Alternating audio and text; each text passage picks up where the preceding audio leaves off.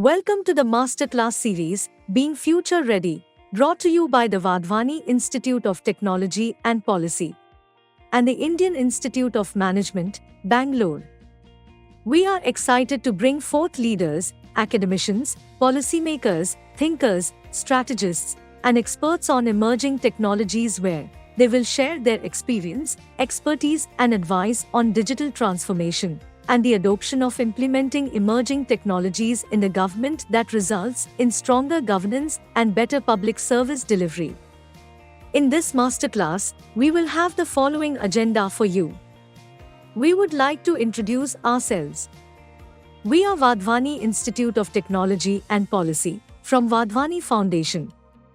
One of the key benefits of the Masterclass series, Being Future Ready, is to meet and interact with industry experts, accomplished government leaders, academicians, and practitioners on emerging technologies and digital transformation. We learn in these sessions their experience, expertise, and advice on digital transformation and the adoption of implementing emerging technologies in the government that results in stronger governance and better public service delivery. To make this experience worthwhile, we will also be awarding a certificate of participation to all registered audience members who attend at least 50% of these masterclass sessions by IIMB and Vadhwani Foundation. So without much further ado, let's dive into our masterclass session today. Namaskar and welcome everyone. We are excited to have the masterclass series of Being Future Ready and Vadhwani Institute of Technology and Policy from Vadhwani Foundation, Indian Institute of Management Bangalore, and Karmyogi Bharat. We bring to you the masterclass session for February. And before I, of course, introduce our guest and our topic for today's masterclass, allow me to quickly give you a brief introduction in case you are attending our masterclass for the first time. So clearly we are quickly going to introduce our partners and of course we'll also invite our guest. There is a certain incentive also apart from attending these masterclass sessions. There is an incentive for our audience as well, which I'll be sharing shortly. We are proud to be partnered with our Indian Institute of Bangalore with the CSITM, which is the Center of Excellence on Digital Technology Management. And this, of course, is a dedicated center where, of course, we have a global network and resources where we are serving a hub of open exchanges of information among academia, government, and industry. We also have Professor Shankadeep, who leads this for us from IIM Bangalore, and he will be joining us shortly as one of the panelists. As he is able to join, since he does have classes, he did mention that he will drop in. And of course, the focus of CSITM is on AI, digital transformation, product management, digital governance and policy. As we have CSITM, we are also looking at, of course, introducing ourselves within Vadhwani Foundation. Vadhwani Institute of Technology and Policy is, of course, a first of its kind organization, an institution which is actually working closely with our Honorable Prime Minister's vision on mainstreaming emerging technologies in government operations across India. And our objective, our vision and mission is enabling digital transformation that increases the impact and outcomes from government policies, initiatives and programs. We do have 3 verticals within WITP where we focus our expertise through Skilling Academy, where we are looking at skilling and enhancing the awareness and taking our target audience of government officers, bureaucrats and policy makers to be able to implement emerging technology. We're also looking at enabling them through the vertical of our technology enabling team, and of course advocacy for any programs and related to public policy is our 3rd vertical. So without much further ado, I'd also like to share that we have been hosting one such masterclass from the series called Being Future Ready every month. And this is the fourth one. And upon attending at least 50% of our masterclass, we are looking at awarding our audience a certificate from all our partners. So endorsed not only by IIM Bangalore, but also by Kamyogi Bharat and Vadhvani Foundation. So watch out for more such masterclass that we have lined up, and as exciting as the ones that we've had so far and the one that we have for today with us. It gives me a lot of pleasure to also introduce our guest speaker for today. We are going to be talking to Shri Sharad Sharma, where he is going to be talking about the India Stack and open networks and why they matter. A quick round of introduction to Sharad ji. He has been leading ecosystems and companies through orbit changes for almost 3 decades. He has co-founded iSPIRT Foundation, which is a not-for-profit technology think tank, and has conceptualized the India Stack, Health Stack, and other digital public goods. Sharad ji also co-founded Teltier Technologies, a wireless infrastructure startup, which is now a part of Cisco. And he's an active angel investor with over 24 investments. He was also instrumental in the success of India's first IP-focused fund, India Innovation Fund. Sharad ji is a member of the National Startup Advisory Council and SEBI's Financial and Regulatory Technology Committee, and alumnus of Delhi College of Engineering. He previously held R&D leadership positions at Yahoo, Veritas, Symantec, Lucent, and AT&T. So I will not take too much time. I would like to hand over the stage to Sharad ji. For all those of us who know me, my name is Purobhi Mitra. In case somebody who's meeting us for the first time, I'm a part of WITP. Very excited for this particular session. Welcome again, Sharad ji. Thank you so much. So I'll dive in right away so that we can make most of your time today.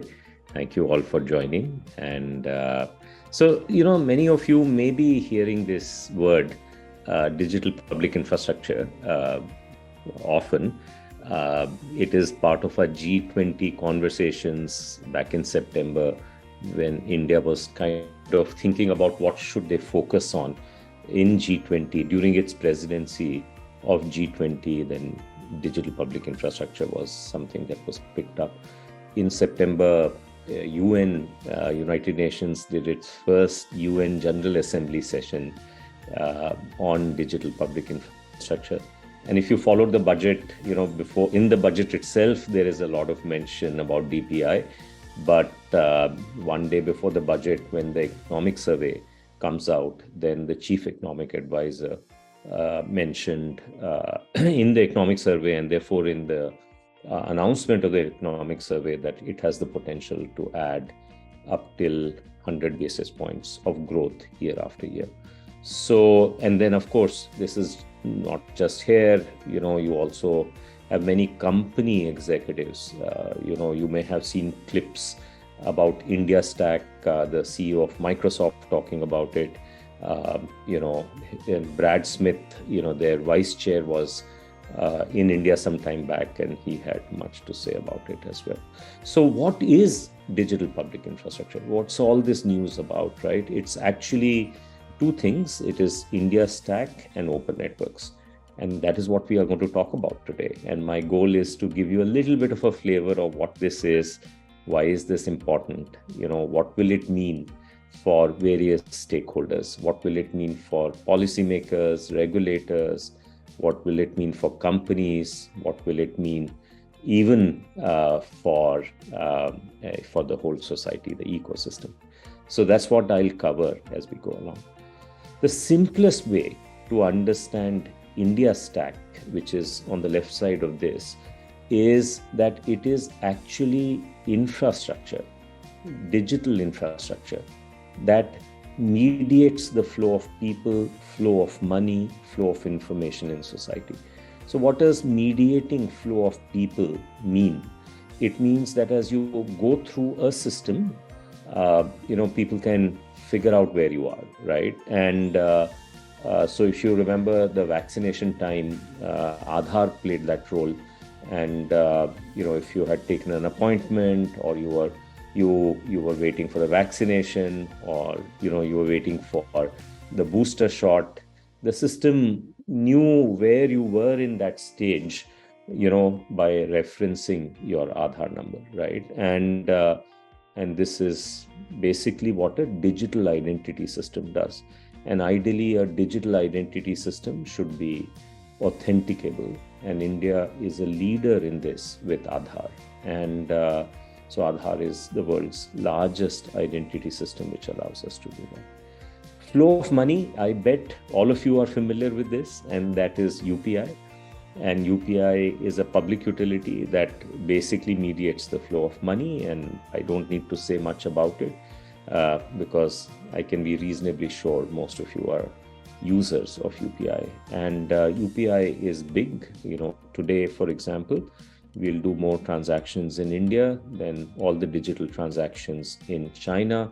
And if I go west from there, South Korea, all of Middle East, France, all of UK and US put together.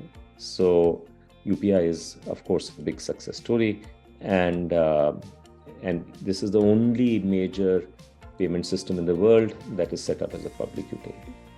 The third, which is rolling out right now in the financial space, is actually called account aggregator. Some of you may have heard of it. It uses a protocol called DEPA. So what's the difference between DEPA and the account aggregator? The same difference between UPI and BHIM. So BHIM is the name of the network. All the people who use UPI are part of the BHIM system. We don't use it, although there's an app called the BHIM app. And therefore you'll see the BHIM logo in many places. But the protocol it uses is UPI. And similarly, the system, all the network of people who use the DEPA protocol in the financial world, they're called account aggregator. And that's regulated by all the financial regulators put together. And that system is relatively new. It was launched on September 2nd of 2022, September 2nd, 2021. And it's been growing very rapidly. It's still growing at 52% month on month.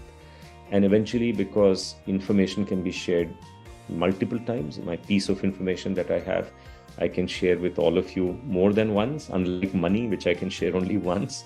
It is expected that maybe 10, 15 years from now, the number of transactions that we do on the DEPA system, Data Empowerment and Protection System, which mediates the flow of personal information, will exceed the number of payment transactions that we do in our society.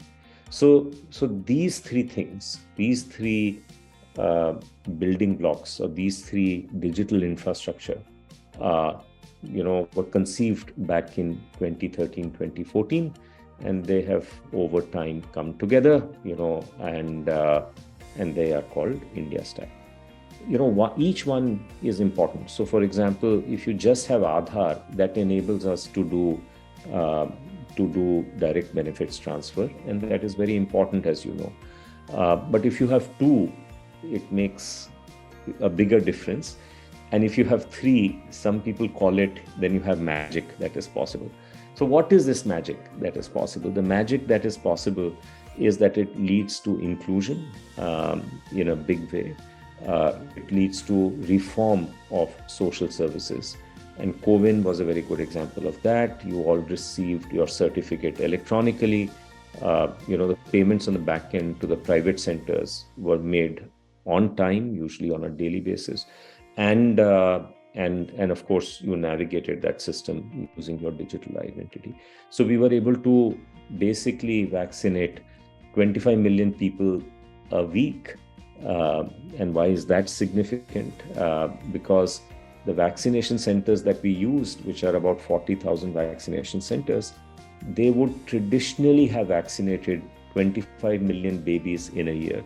So this was roughly about 52x productivity. In fact, on some days even higher, because on 2 days we vaccinated 25 million people a day. So why is this important? Because when you have this streamlined flow of people, money, and information, it unlocks productivity. It unlocks enormous amount of productivity, even in government systems. And of course, it does that in private systems as well, which is why, Jio, onboards its customers using only eKYC. But it is important that it does that in a big way in government systems. So that becomes a very important benefit. The third is that it can change the nature and the quality of the market systems that we have.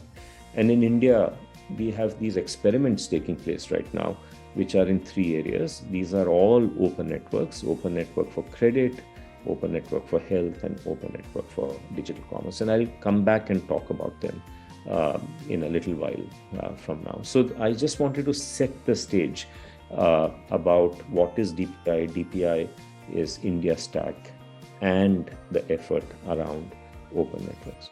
Now, why is it called infrastructure? Why is it important? Now, we know public infrastructure is very important. In fact, after World War II, many of you may be familiar that US went out to build the interstate system, the highway system in the US. And why did they do it as a public infrastructure? Because they felt that that would dramatically improve the success of their economy. Things will be easier to ship around, it will lead to more innovation, towns will benefit, many good things happen from having public infrastructure. Now, public infrastructure, transportation one is not just roads, but it's ports, railways, and airports. And India is now doing pretty well in these areas, right? Now, this happens to be something which is of 2 types. One is that you have publicly provisioned public infrastructure. So the highway system in the US is publicly provisioned highway infrastructure, right? The US government provides that, the federal government provides that. In India, railways is usually publicly provisioned public infrastructure. But you can also have privately provisioned public infrastructure. In fact, some airports in India are now privately provisioned public infrastructure. Some airports are publicly provisioned public infrastructure. So when they're privately provisioned, there's a bunch of issues that you need to resolve, right? We'll come back to those in a little bit. One of them can be monopolization. And so India finally has figured this out for ourselves. We are doing a good catch-up. We know how to make our transportation infrastructure work, right? It took us some time, but we got the hang of it. Then, as the telecom infrastructure has been very important. Fixed line was publicly provisioned public infrastructure. India didn't do very well there. But when it came to mobile telephony, India has done very, very well, right? And that is mostly privately provisioned public infrastructure. And there again, it took us some time to get our act together. But today, we are an example for the rest of the world, right? Especially on mobile data, and especially because all our mobile operators do well in that area. And of course, the precipitating reason for this was Jio. So this is how the things work, right? So what happened was, if you go back to early 2000s, what was happening was that a type of digital infrastructure, not public infrastructure, digital infrastructure had come about, and that is called the cloud infrastructure, AWS. And when AWS came, the many people in India felt that we could actually create business applications on AWS and make them available to everybody else. So these are software products that are available on the cloud, and they're called software as a service. And this year, for example, we will cross $20 billion in revenue from our SaaS companies. These are companies like Zoho, Freshworks, Kissflow, Darwinbox, many, many others, right? And so this is really, really thrived in a big way. And so let's say, and back in time, if I take you to 2013, when such an analysis was done for the first time, the cumulative revenues of the same segment was less than $100 million, right? So if you see, in 10 years, it's grown from less than 100 million to 20 billion. So it's an excellent performance as a country, and we should be really proud of this as we go forward. But all of this 20 billion revenue runs on somebody else's cloud infrastructure, right? And so while India will make some money from it because these are companies, Indian startups that have done this. But equal or more amount of money will be made by the cloud infrastructure providers. So this idea took root was that, hey, if all our digital infrastructure is going to be mostly foreign, then, would we not run the risk of becoming a colony again, right? And so that is how this notion took root, saying that maybe some of this infrastructure in a country like India should be treated like public infrastructure. So what has now happened is that these three types of foundational digital infrastructure is in India treated like a public infrastructure, of which, of course, using digital identity, having that publicly provisioned public infrastructure is not controversial at all. But back in the early days of UPI, if some of you are familiar, there was a lot of resistance from everywhere in the world that we were going to treat a payment system as public infrastructure. And furthermore, as privately provisioned public infrastructure, that was particularly galling for most people because Visa, Mastercard, Alipay, WeChat Pay, all of these were private infrastructure. They're not public infrastructure. So India took a very big leap of faith in deciding this will be public infrastructure. And, it's a good thing that it then worked out because that has then allowed us to do that even with the mediation of flow of data. And that has in India also become the public infrastructure. Now what is happening is India is the leader. So the best way to think of this is to think about 1992. In 1992, the whole world was making a beeline for Scandinavia. I used to work for AT&T Bell Labs at that time. Even I made a visit at that time. And why were people making that visit? Everybody was going to see the GSM system there, the mobile telephony system there. And by 95, over 50 countries had decided that they also want a mobile telephony system, right? Now, of course, they were not sure whether it should be GSM, CDMA, TDMA, how will they give a license? In Italy, it was given through a beauty contest. In UK, it was given as an auction. What type of an auction will it be if it's an auction? Many open questions were there. But, in principle, countries had decided that they want mobile telephony in their country, right? And even in India, by early 97, we had mobile telephony that had come in. So this is the same moment repeating itself. Now, 50 plus countries have decided that they also need this foundational digital public infrastructure. And the only country that has all the three working condition today, in a good working condition, working at very high scale, is India. So India has become what Scandinavia was back in 92. And so instead of now relying on somebody else, we are left to answer these questions as to how should you do it? What are the open questions that need to be answered? What will be the incentive system if you set up a public utility-based payment system? How will the regulation happen? How will you prevent monopolization? How will you prevent the fact that you don't want these systems to become a tool of the state so that the balance of power between the citizen and the state changes, right? Which has been the subject of 3 Supreme Court judgments about Aadhaar. So there's a lot of experience with respect to that in India. How will you make sure that you don't get colonized? How do you make sure that if you're using somebody else's system, they're not able to weaponize it? These are all answers that India has and the world wants to know, right? So this is really what is taking place in some way in India, and that's the reason why you see so much of chatter about it as you go on. Now, of course, India continues to evolve things, and you will see more things happening. You will see, especially for a data infrastructure, one half is launched, which is to do with personal data. This year, the other half will be launched, which is to do with training data. It is still the same protocol called DEPA.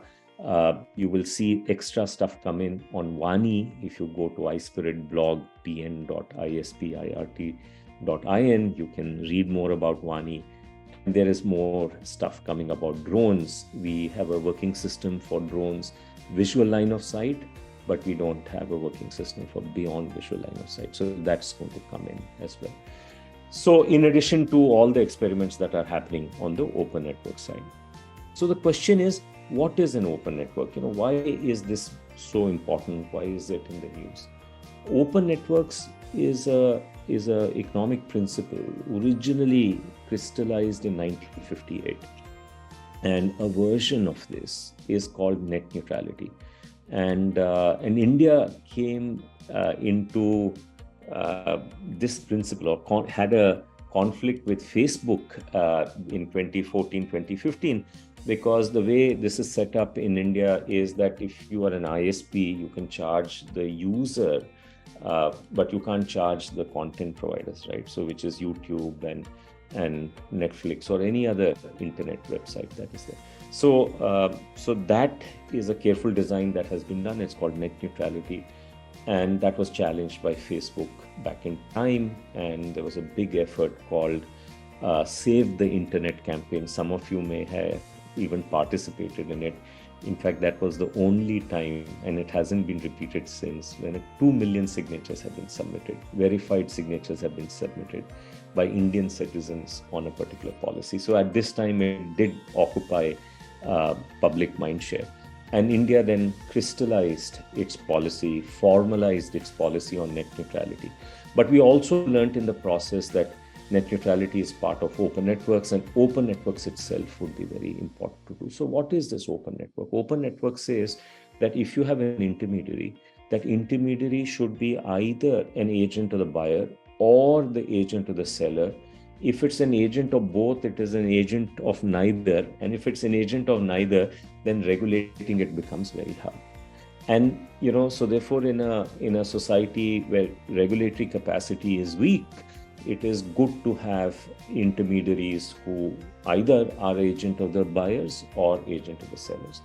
And so what happened after this Facebook incident happened, there were many experiments that took place. One of them was in mutual funds. Mr. UK Sinha used to be the SEBI chairperson that time. And, in mutual funds, you can either buy it from a distributor, who is, of course, an agent of the seller, or from a registered investment advisor, which is your agent, right? You can't have an intermediary who can be both. They can be one or the other. They cannot be both. And then system was set up to make sure it will be like that, and it's properly regulated. And in the Indian mutual fund industry has benefited enormously from this clarity that has emerged. And now this also applied, believe it or not, India is one of the few countries where it is true even for online travel agents.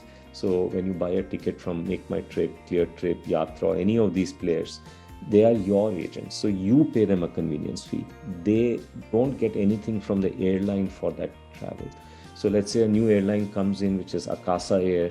As long as they integrate with them, they don't have to pay them a fee. So when you look for a ticket, let's say from Mumbai to Ahmedabad, and they're required to show you all flight options, including Akasa Air or any new player that has come, and you get to pick. So why? Because they're your agent, they're not the airline's agent, right?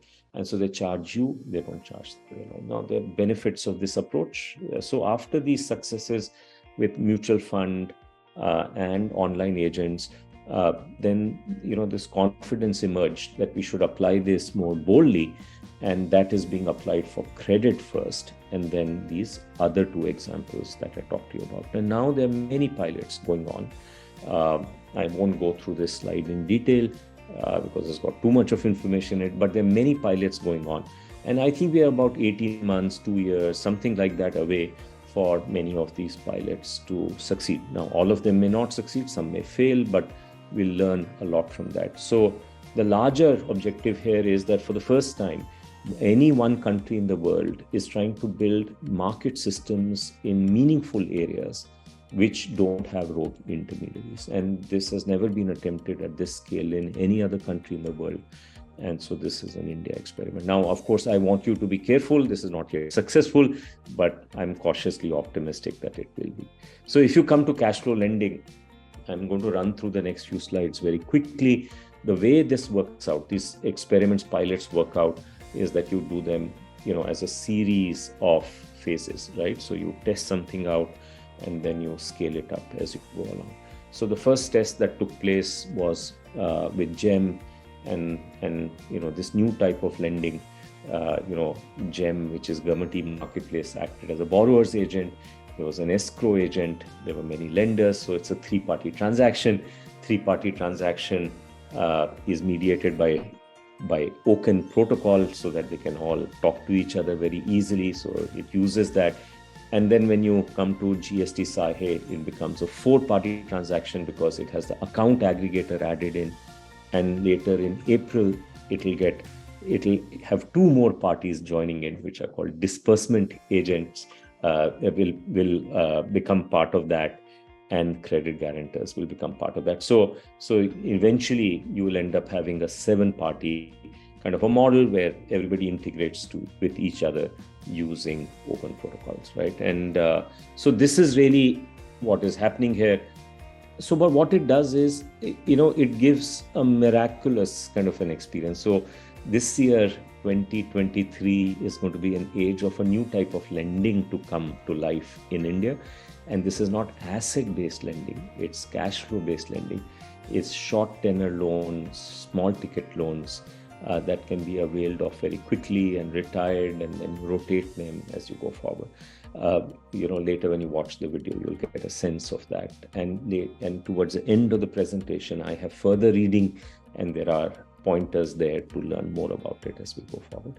So the GEM Sahe pilot has done very well. Account aggregator, which will be integrated in, is also doing very well, as I mentioned to you. So you can now see what is happening in open networks. It's basically bringing many things back. Now, if you are able to solve credit for small businesses, farmers, dairies, milk dairies, and the like, which is hopefully going to be the case, it will have an impact on society, right? And it will have an impact where this impact is happening in the hands of the credit ecosystem, which includes lenders, borrowers agents, collection agents, escrow agents, data providers, many of those players, right? So they're all coming together in a new way to actually be able to generate value in the economy. But that's not the only value add that happens. I want to point out to another type of value add. That happens because what takes place is that this public infrastructure that we're talking about, you can use it with by combining it with private innovation to solve old problems that have not been solved before. An example is taxi hailing. Taxi hailing, the new type of taxi hailing of Uber, Ola is possible only because GPS exists, and GPS is the public infrastructure there, right? And that is available to everybody to be able to use that. So this is the value that you get.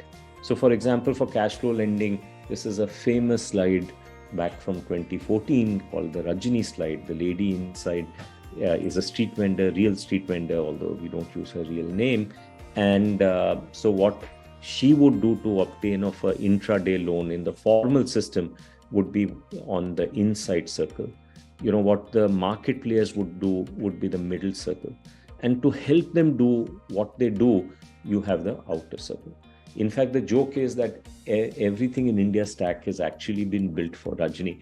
So back in time, if Rajni needed to be in a formal system, you couldn't have the bank or the lender afford to do a 50 rupee KYC for her, right? That would just not have been viable. So eKYC helped there, right? So then she needed a way to be able to sign the loan agreement. Remember, she's in the formal system, so e-sign came up. She needs a place to store that place. That's how DigiLocker came up. She needs to receive the 400 rupees and send them back in the evening, since it's an intraday loan. Back in time, you could only do it on a debit card, and that debit card would cost 1% on the way in, 1% on the way out, 2% a day is simply not affordable. So a public utility payment system had to be created for Rajni, and that is now called UPI. And if there are two Rajnis, right, one pays on time, one doesn't pay on time, the one who pays on time should get a cheaper loan. but she'll only get a cheaper loan if she threatens to take her business somewhere else. And taking her business somewhere else is all about taking her data and her history of data that is embedded in that data somewhere else, and therefore the account aggregator system. And then to ensure that she doesn't take two loans which she can't pay back from the same income that she has in the day, you need the public credit registry. And so that is the only one pending. But in this budget, the government has announced that there will be the National Financial Registry, Financial Inclusion Registry, which is a renaming of the Public Credit Registry that has now been announced. So it will come. So what was conceived many years back, one by one, each one of them has come together. Right. So now you can see the interaction between digital public infrastructure and practical use, in the Indian context. And the same thing is happening for health, same thing is happening with logistics, it's happening with commerce. I'm merely giving you one example. And what is dramatic about India is that it is not only the public infrastructure and the market participants that are talking to each other. The government is now shaping policy to bring all the three legs of this together. And that type of ecosystem building, playground building, is what is propelling India's revolution that you see today. And so this then results in many shifts that happen. One of the shift is that it goes from a seller's market. You remember old days when you had to stand in line and get a Chetak, to today where people compete to sell you a two-wheeler or any other thing that you want. This is what the lending market is also going through for small businesses, where they had to literally be subservient to the lender. But now, at least on the GEM marketplace where the pilot has been successful, they are the kings because they are the customers, and lenders compete to get their business. So this, of course, means that the world of the companies, marketplace, changes a lot, right? And they have to live in a different world altogether. And again, this is something which is a presentation by itself. So I'll only introduce it here. They need a new playbook to operate in this world. And they have to therefore compete more, and which means that they have to have many more digital products. Maruti will not have 40-50% market share if it had only 2 car models. They need a car model for every price point, right? So now you need many more products, because this is a buyer's market, not a seller's market. So sellers have to differentiate themselves by having appropriate products. If they want to have many products, they have to build internal platforms to be able to make those products, right? If Maruti didn't have internal car platforms, they won't be able to have so many car options available, right? So it's very important for them to do that. They have to specialize in a few areas rather than do everything themselves, because different players can come together and become partners very easily, because we are all in this API world, right? And there are the standard APIs, standard protocols that allow people to connect with each other. So you need high NPS. NPS stands for Net Promoter Score, because it's a competitive market. They have to be early movers, and if they're not early movers, they'll get left behind. And so therefore much experimentation is needed. So it changes the way the companies are organized very significantly. And this is a revolution that is taking place in many sectors, quietly behind, there's not covered in the press that much, but that is what is happening in a very big way. It also changes things for the regulator, because if you think of it the India stack way, is that, look, I will have 3 lanes for everybody. There'll be one lane where there is this public infrastructure that is available. Then there'll be some regulated players, and then there'll be some unregulated players, right? So for example, in UPI, you have PhonePe, Google Pay, Bheem. They are unregulated players.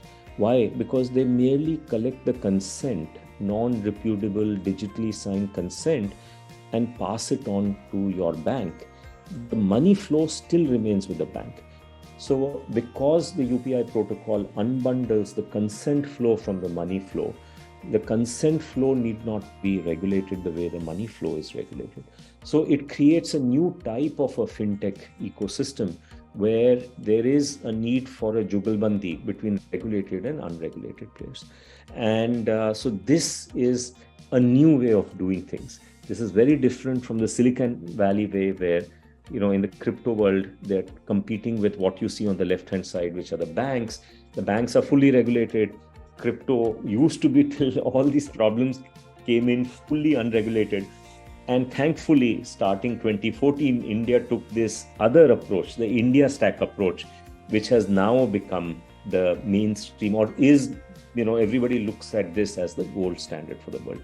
So the Indian financial regulators are very, very good in understanding this, and they've done a phenomenal job of implementing this model as they go forward, right? And so it requires a new template.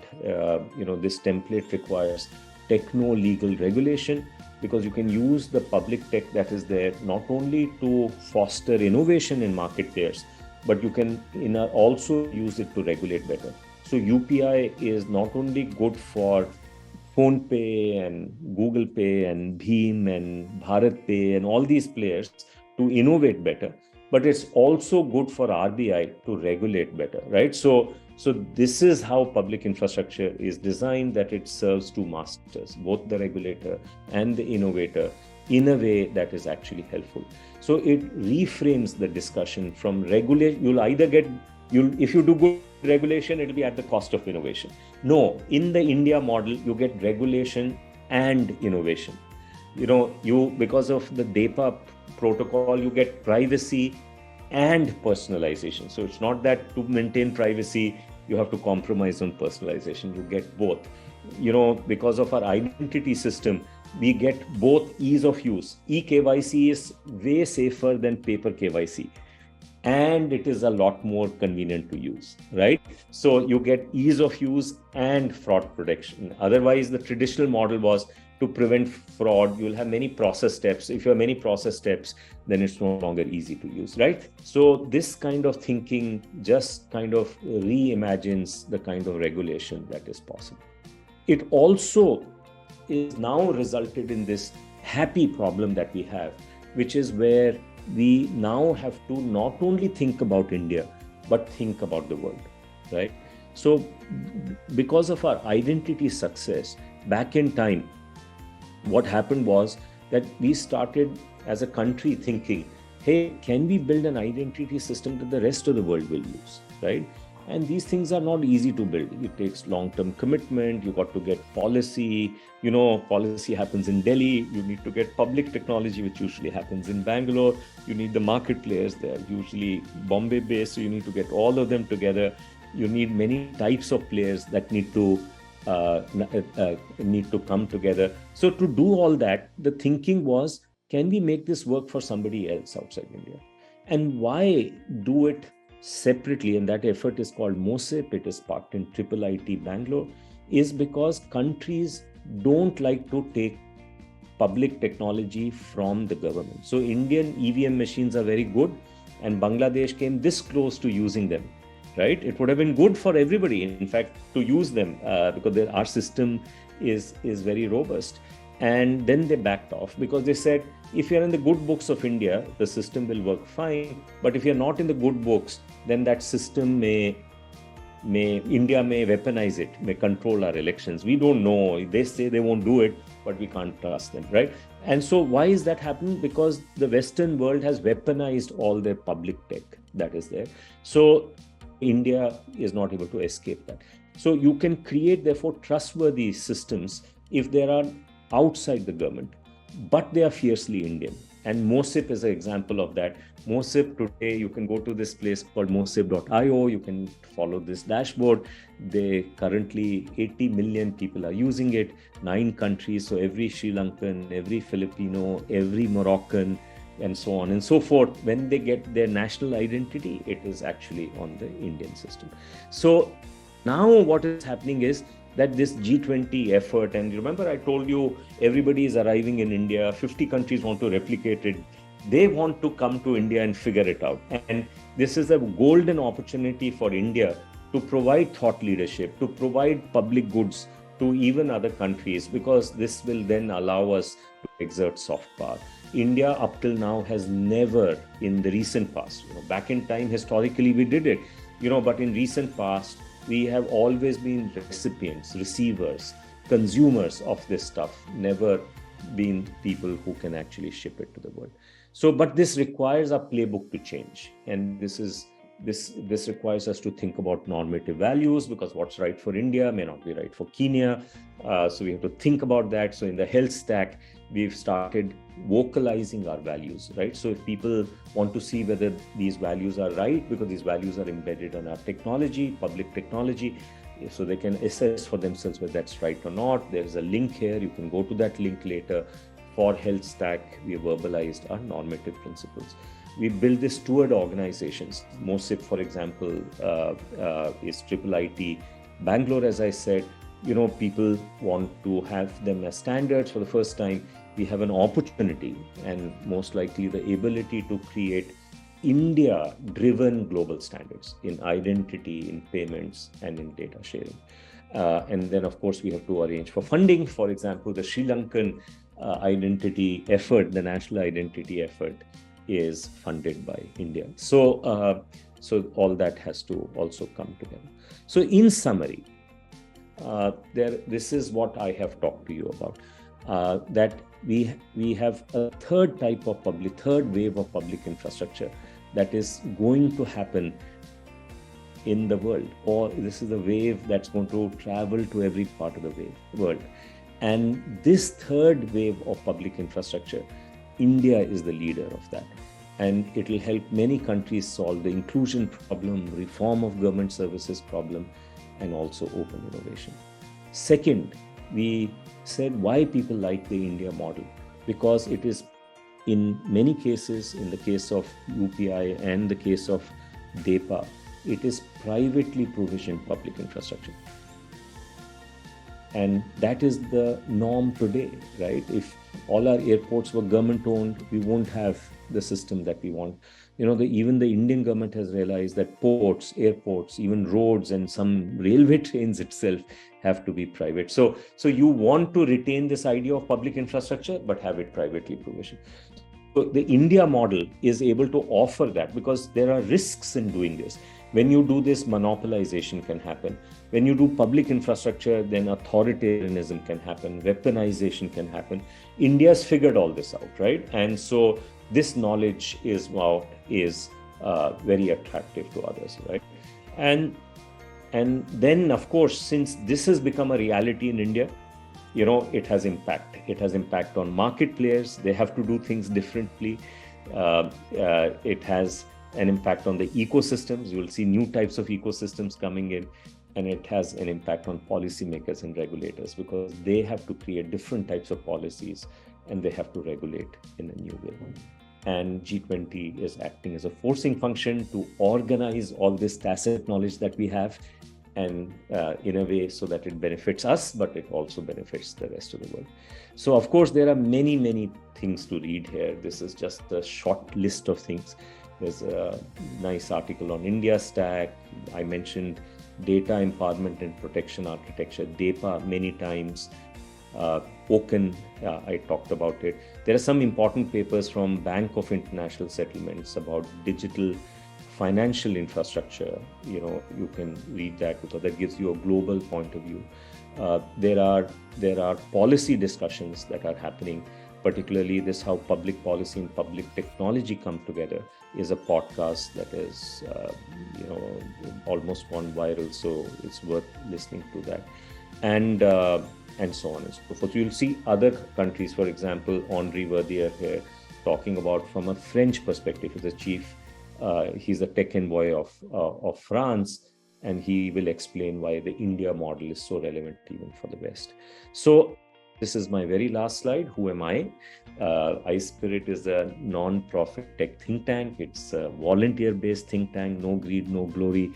And much of what public technology that I talked about today has come from iSPIRT volunteers and then given away. So we don't keep anything to ourselves, we give it away. And so if you go to our website, for example, occasionally in our 10 years of existence, we call out our volunteers as heroes because they've done exceptional stuff. On February 4th or February 5th, a few days back only, we called out our 4th volunteer hero, and his name is Amit Ranjan. Why? Because he was instrumental in DigiLocker coming to life. And NEGD, which is the partner here, is the partner for DigiLocker as well. And while the initial system came up, and the NEGD team has done absolute wonders in kind of growing this and taking it and making it one of the most meaningful digital infrastructures in the world. So this is really what happens. It requires people to take a long view of things, and that's really what is happening. So I'm not here to talk about iSPIRT. So with that, I'm going to move on and say thanks, and if there is time, take a few questions. Hope you enjoyed this masterclass and thank you for watching. Don't forget to tune into our next one.